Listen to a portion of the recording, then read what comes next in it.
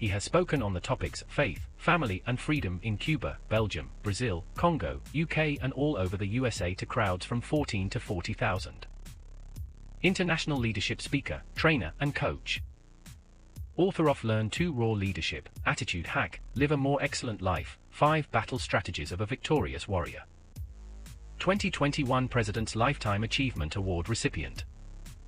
Founding partner of the John Maxwell team. Toastmaster International Speech Competition semi-finalist. Founder of Tell It Like It Is TV, ThatGuyRocks.com and ThatGuySpeaks.com. Creator of StoryPowerMasterclass, Transforming Grace TV, and Leading Leaders podcast. Producer of 4 TV programs and podcasts for Liftable TV and World Trumpet Television as well as multiple social media channels. Please help me welcome J Loren Norris. You know, it's pretty amazing when you watch people rise through the ranks to a place that everybody recognizes their name and their face, whether they're running for president or they're running for dog catcher or local elected official. Somewhere along the way, you realize they're doing that for a reason. And what the reason is, well, that's as different as the people doing it. Some just want the power. Some want control. Some realize, I don't like the direction this is going, and I'm going to speak up and get involved in doing that. And today we have a guest in studio who pretty much said exactly that. I'm tired of the way it's going and I'm going to do something about it. I refuse to be silent anymore. And you're going to want to hear what she has to say, so stay tuned. Subscribe now for our extensive video library of leadership lessons promoting faith, family, and freedom.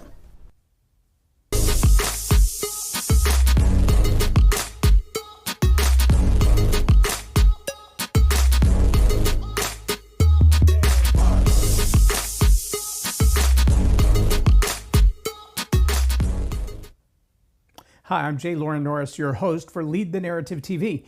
And we have a guest in studio today, just got lucky. She's actually in town from, not in town. She's driven quite a ways to be here, but she's in town for a speaking engagement tonight in Granbury, Texas. And we were lucky enough, the network called and said, hey, she's gonna be there. You really ought to see what you can do to get her on the set in the studio. And so she has actually very graciously stopped by to spend some time with us, and we're very, very grateful for her to be here. So please help me welcome Dorinda Randall. Thank you for being here. Thank you so much. Thanks for making the trip. Now you came up from Harris County, right? I sure did. A little place called Cypress, Texas. So, Cypress, I've been there. Yeah, it's a nice place. It is a nice little town just outside the Woodlands, right? Right. Between Houston and Woodlands. Right. So you're involved in the Texas Republican Party. Right. And specifically the vice chair. Right. So Kat Parks, I believe, she was chairman for a while back. She was vice chair a while back, and okay. then they had then Matt Rinaldi came in. Right. And so then Abraham George has ran for chair, and he's a friend of mine. And I thought, well, I'd love to be a part of that. And so I put my hat in the ring to become vice chair, and I had a ton of experience, and I got the phone call about it, and when I did, I looked at what all is into the vice chair, and everything that I have done up until then seemed to be a perfect fit for me. So I decided, why not? If this is where God is leading me to go. I've been involved in politics since 2008, and I would pray, where do you want me? Where should I serve? And never have I ran for office myself. And so this was my first go at it. I've helped many and many candidates that I believed in get into office, and just I've never done it myself, and this time I did, and I was very excited to have been chosen by the delegates of the Republican Party. So I'm excited.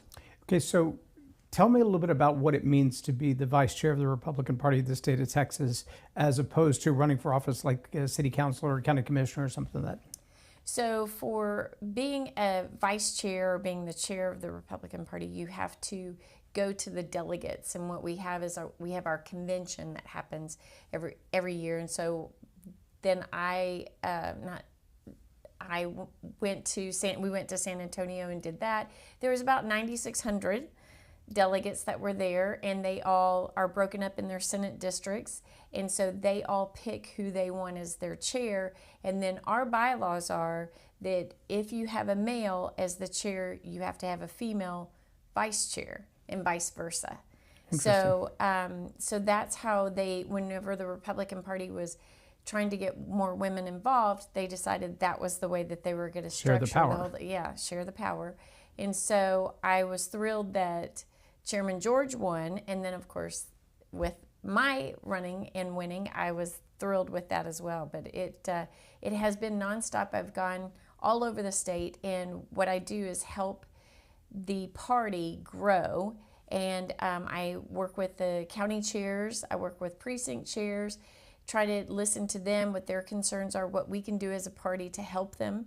One of the things that we have coming up real quick is working with the county chairs to do a statewide voter registration brigade, and we're trying to get that all solidified. We're going to do that in September a couple of times, and then we're going to do it the first 7 days of October, because October the 7th is our voter registration deadline that we have to meet. And it is imperative that we get as many people as we can to get voter registered, get them registered, because we've got to make it too big to rig. And with the amount of illegal Biden voters that have been swept through our state, we've got to overcome those numbers. And we had 30% of registered Republicans that didn't vote this last election, and so we've got to get everybody to. You say 30% who didn't vote. Do I understand that to mean 70% of registered voters voted in the last primary? Yes. Okay. So how's that compared to Democrat turnout? In 2022. Okay. How's that compared to Democrat turnout? Democrat turnout in Texas is much lower, but we still have the most amount of votes out in Texas. We had 60% that voted for Trump in the last election. So we still are very Republican heavy. At least that was before 20 million people have come through the border. Right. So that's why and then for 2022, we had 30% of Christians that didn't vote. And they thought, well, we just have it in the bag. We're Texas. We've got to stop with the empathy. We've got to get people into the polls. We've got to get them motivated. And so we've got to show how excited we are.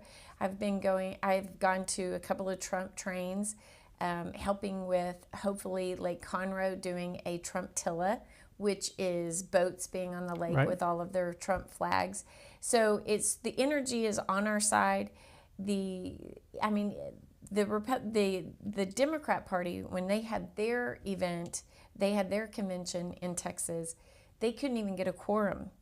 And their first speaker was a huge drag queen that came and said that she's scared for children in their own schools, which I don't know what that means, but they couldn't even get a quorum to get. Wow. Yeah, so they had to dismiss early. So those poor people had paid for their hotel, their flights, everything, and then they were ushered out that same evening. So for us, we had 9,600, and they couldn't even get a quorum.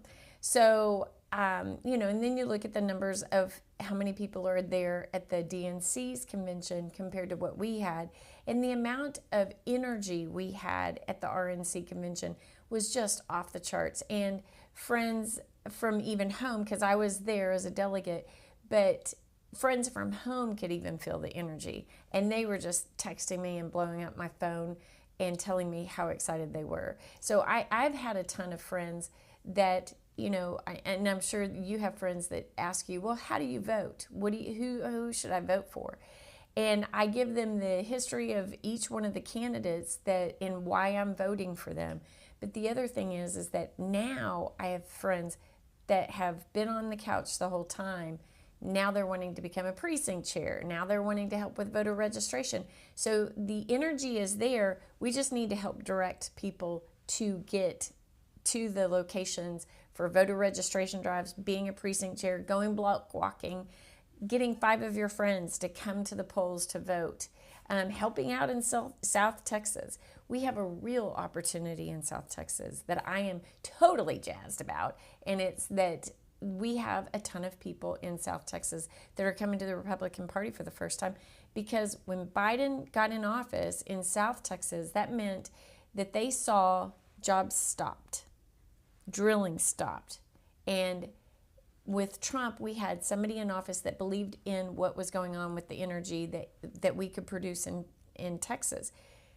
Biden did away with that on his first week in office. He stopped. And so those jobs have gone away. They also see what's going on with their daughters in sports and the march to get men to compete against them, which will wipe out women's sports, and also endangering them by men being in women's locker rooms. That is disgusting on every level. And it is not favoring a demographic. The Hispanic demographic is a party of family and protection. And they are strong people that don't want to see their government ushering in this kind of perversion.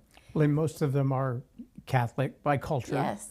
They're pro-life, pro-family, Yes. pro-history. I mean, their history goes back for generations. Right. But they're multi-family, Yes. multi-generational family within one home very often, Right. very much like a Jewish culture. Exactly. And a lot of people miss that. I've had one-on-one conversations with people who have relocated to North Central Texas from Del Rio and other places like that, because one guy that said, my dad has had to use firearms to defend his home against 8 to 10 people, and has been on trial for defending his own home. know. It's just absolutely insane. But he said, we gave up. We gave up a 5th generation ranch in Del Rio because we didn't feel like we could safely, legally defend ourselves on our own land. That is heartbreaking. And in fact, I went to the border, and she's our county chair, and her family has owned land for 7 generations right along the border. And right in the middle of their property is the wall where Trump built. Right. And anyway, they have had illegals come over with big, huge packages of drugs. And the amount has been breathtaking. But luckily, they've been able to stop them because of the wall. But then also, her father happens to be a fire chief police chief out there. So that has helped out a lot. But he is a police officer, and he just retired last week. But he's been able to protect his own land because he also knows the law. Right. But it's just devastating. I think there's an 80-year-old man that he protected his property, and Biden put him in jail. And it's unfair. It's not right. And now you hear what's happening in Colorado with the Venezuelan gangs that are taking over apartment complexes. Squatters. Yeah, it's from the people and not giving it to the people that own the apartment dwellings. It's like the old mafia protection racket. It exactly is. And that's why we have to have Trump get back in office to protect us from what is coming our way. And we've got to be aware of it. We can't live in la-la land and be concerned about abortion or any of that. That's the only issue that they are sticking to their guns about. So crime can be out of control. Everything else can be out of control. Inflation, the military, all the things they're doing to children and to girls, that can be out of control. But you're going to be that faithful to the right to have an abortion?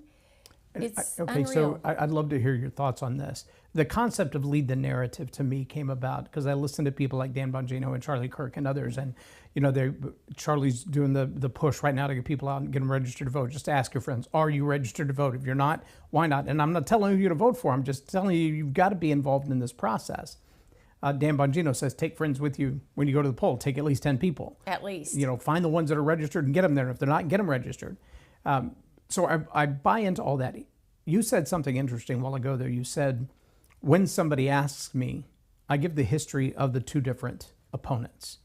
And one of the things that I've found fascinating is the people who are not prepared to articulate the concepts, abortion, transphobia, things that are going on in the school district, the books that are being banned, burned, or promoted within the public school library, country all the way up. There was a right here in about the books that were in the public school system and somebody stealing them in the middle of the night, to how unfair it was. Books were being restricted from the access to our kids, and it's stuff that you're like, do they understand what it is that they're looking at, or are you intentionally bypassing their conscious brain to talk to the subconscious? I say all that to say these are arguments that are energy compelling. Mm-hmm. Abortion is a very energy compelling kind of an argument. The challenge for most people, especially on the conservative side and even more so in the church world, is that we don't want to offend anybody. We want to be nice. We want to be friendly. I actually had a pastor tell me one time, "You're not being very Christ-like." And I'm like, "No, I think he made a whip and drove people out of the church for a reason." Yes, he did. And to say that you are more kind and gentle than the Christ is to say you're more Christ-like than Jesus, which I don't even get that, right? That's a great point. But the argument is, I don't want to offend someone or hurt their feelings. That's the kind of stuff that gets you through. And I'm like, but the problem is we found ourselves on the backside of every argument. And by that I mean the argument has already run its course, but we don't have the moxie to stand up and argue against the argument, which is already flowing, because now we have to basically build a dam in a moving river. Mm-hmm. Mm-hmm. I've been in the Congo and stood at the bank of the Congo River. You can hardly talk over the noise of the flow of the current. Mm-hmm. Thousands of people have died trying to swim across it.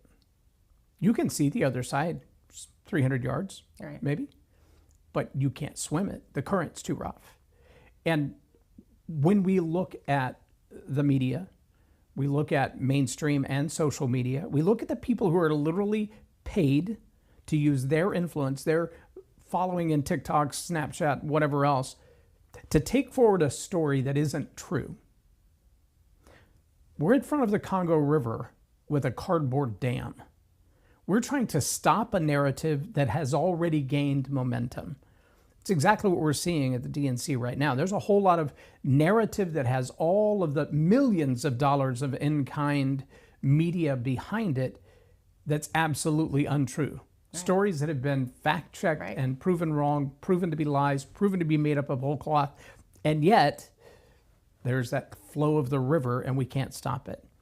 My theory, lead the narrative, is we need to be having those conversations ahead of time. Mm-hmm. We need to be pulling out the talking points while our kids are sitting at home around the dinner table, long before some guy dressed in a bikini shows up at their school or in their burger joint. Mm-hmm. We had it when we were in tiny little Roanoke, Texas, not much bigger than Granbury. Oh, yeah. But they showed up in the cafe, doing their thing, expecting these kids to put tips in their G-strings. And you're like, that kid doesn't know what shoe goes on the left foot versus the right foot yet. How is he supposed to know what a male or a female is and make a permanent lifelong decision on that? And how can you say that you're defending his right to hurt their right to make that decision when they can't choose their shoes? Right.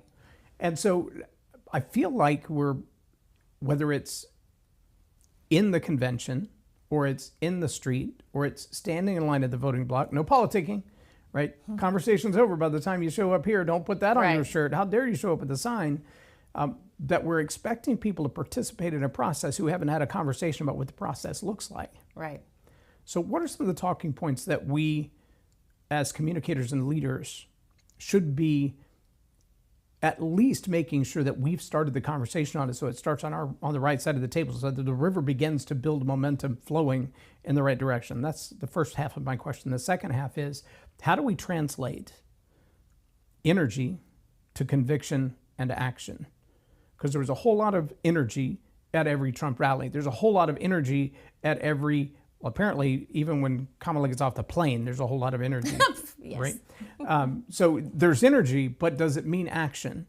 Do people get excited like a pep rally, but none of them are playing in the football game? Right. How do we translate the pep rally, the cheering in the stands, to activity on the field? So when it comes to President Trump, and the one thing that I saw whenever he stood up and said, fight, fight, fight, it was the look in his eyes of, I may not be here very much longer. You guys have to fight, fight, fight. And he's absolutely right. Whenever Ronald Reagan said that freedom is a fragile thing, that it's just one generation from extinction, the one thing that he sat there and said is this has to be fought for and defended constantly. He didn't say, that key word of constantly was in there. He knew that we were going to have to continually fight. It's a republic if you can keep it. If you can keep it. And that means that we have to fight. We have no other choice.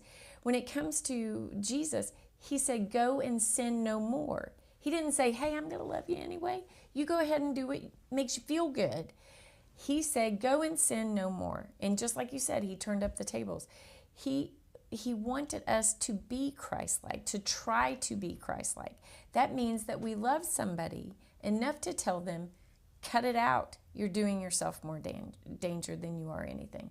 Now, when it comes to our talking points, when it comes to the banning of the books, I have had friends that say, Brenda, I just can't get into the banning of books. And I go, have you read the books that we're trying to ban? And every time they've said no.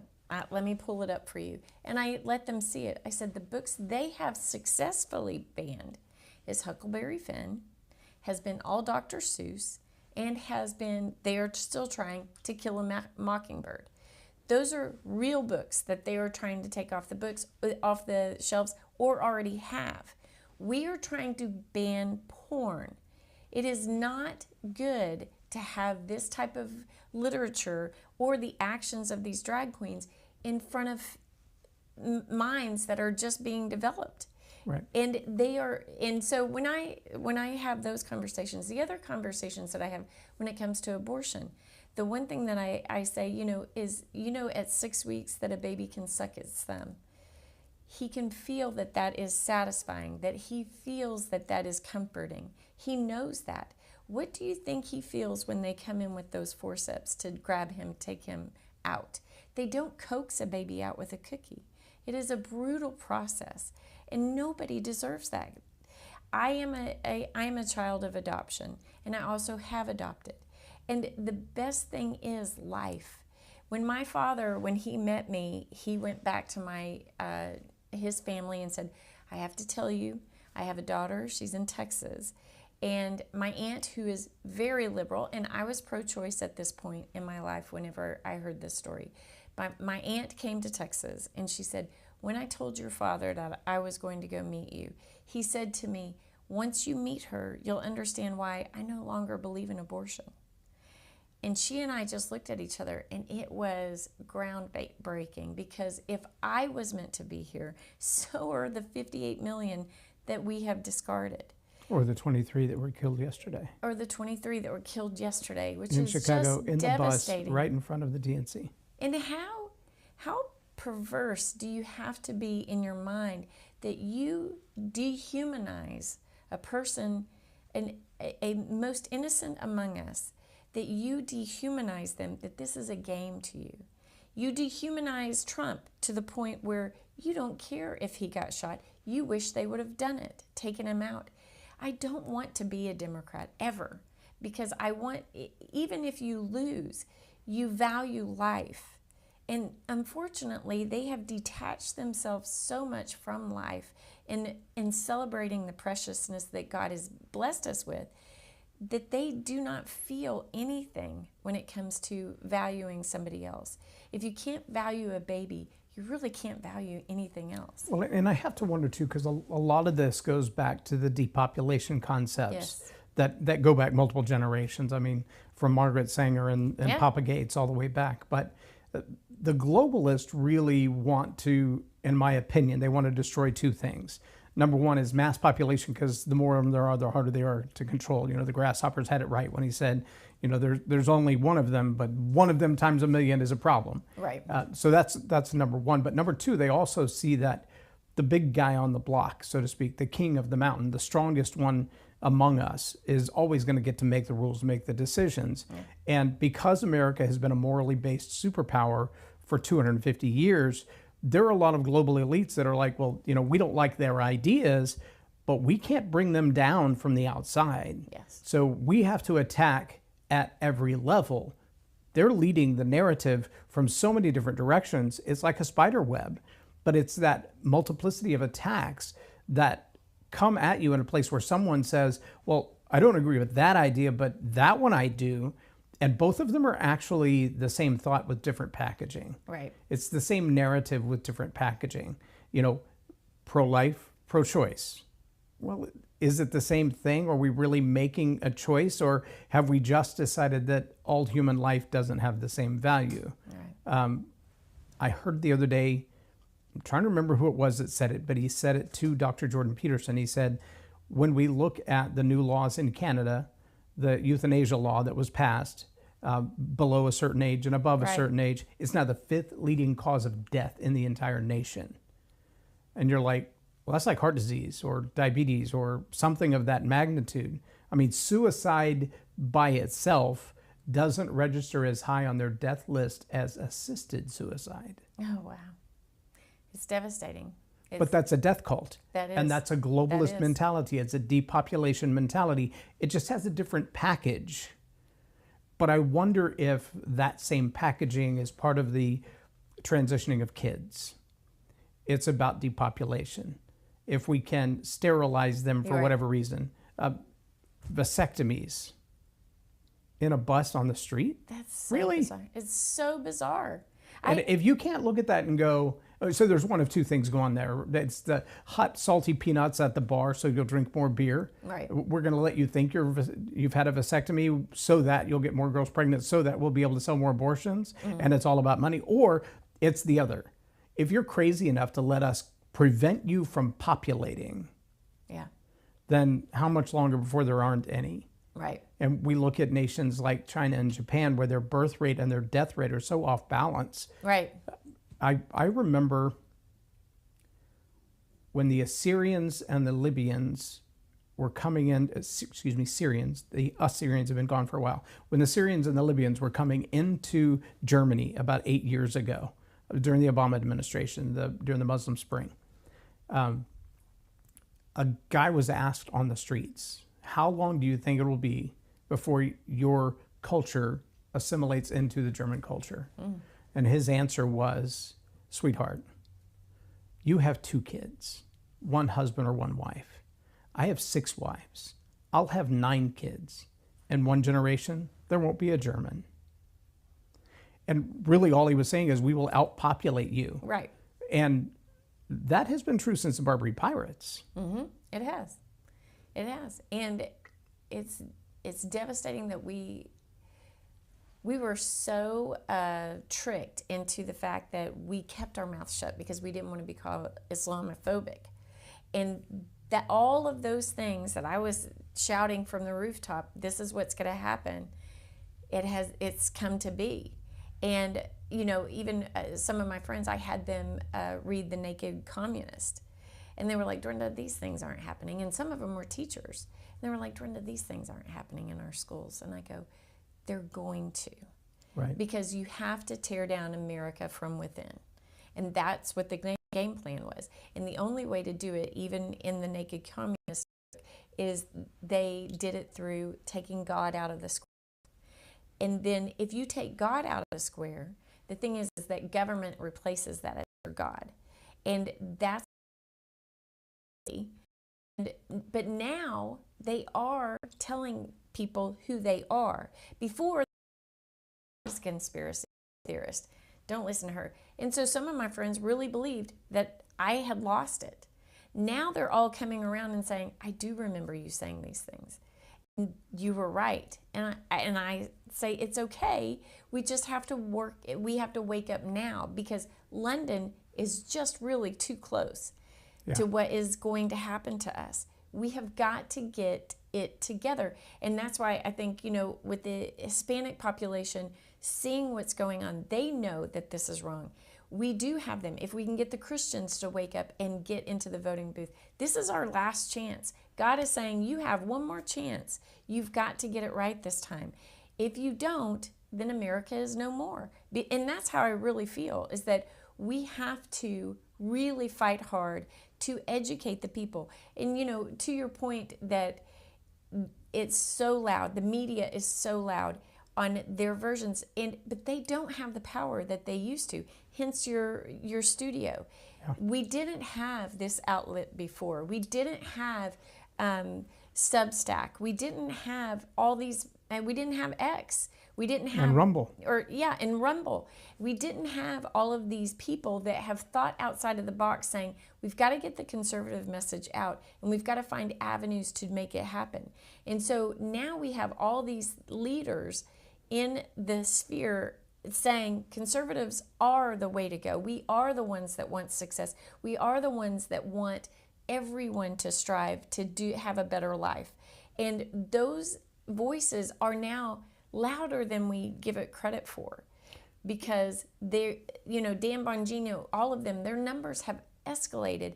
And the only reason why we have a voice in South Texas that we're going to be able to turn it red is because people have gone outside of what's going on and said, something's not right here. My health care has gone up, my grocery bill, my job is not here anymore, the church is not where they need to be.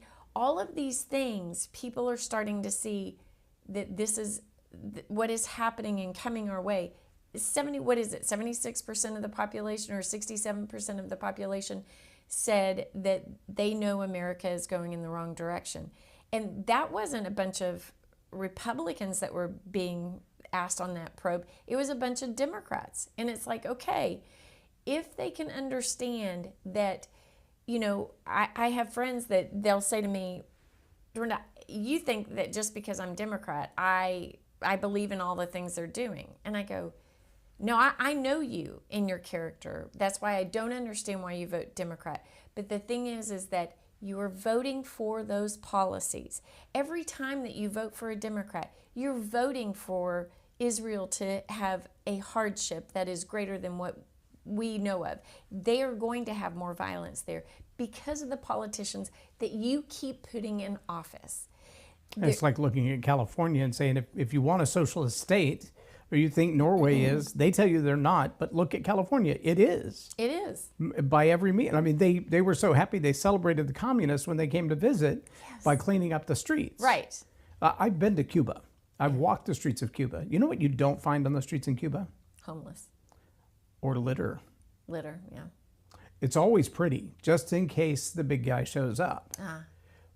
But in Cuba, I sat next to a guy, watched him cry like a baby, grown man, my interpreter.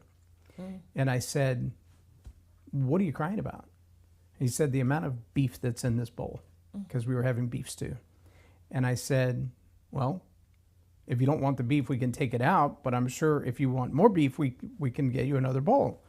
And he said, that's not what I'm crying about. I'm crying about the fact that that's more beef than my family will be rationed, the entire family, for Thanksgiving. Yeah. We're not allowed to have that much protein.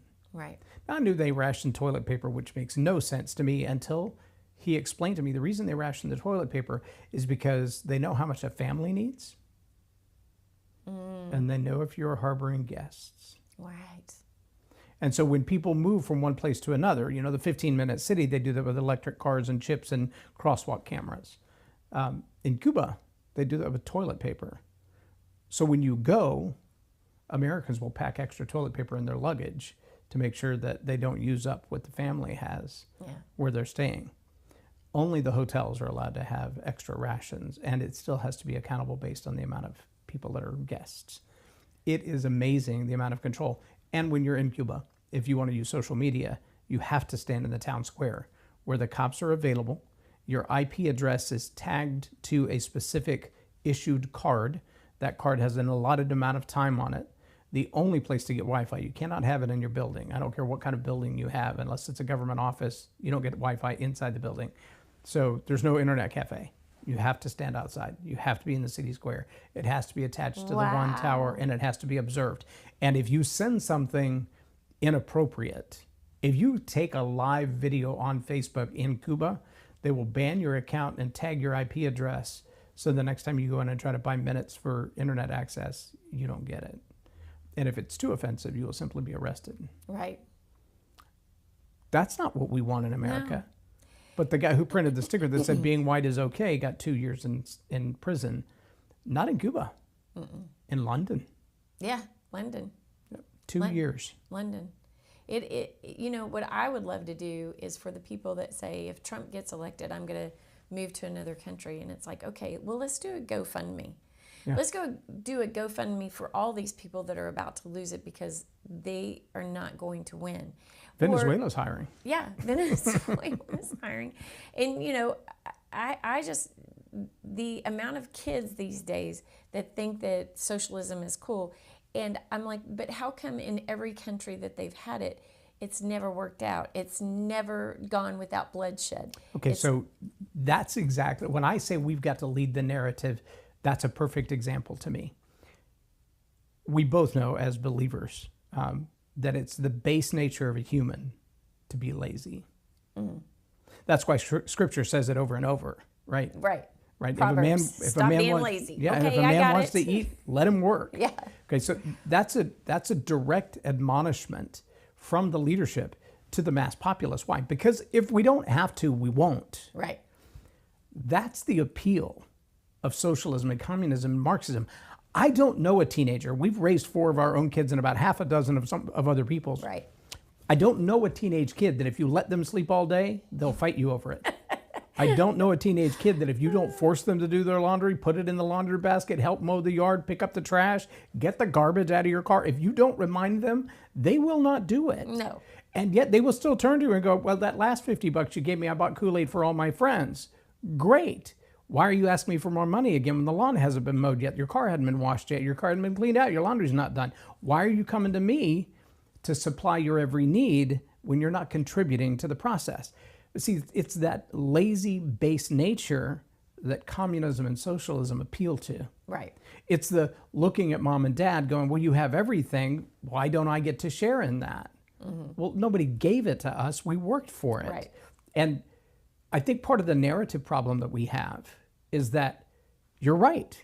It's historically provable.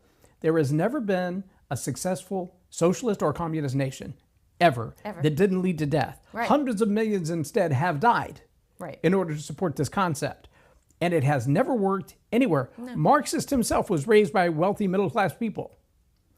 Mr. Marx, Karl Marx. Right, Karl Marx. Yeah. But the idea of appealing to the base nature and packaging it in another way, right?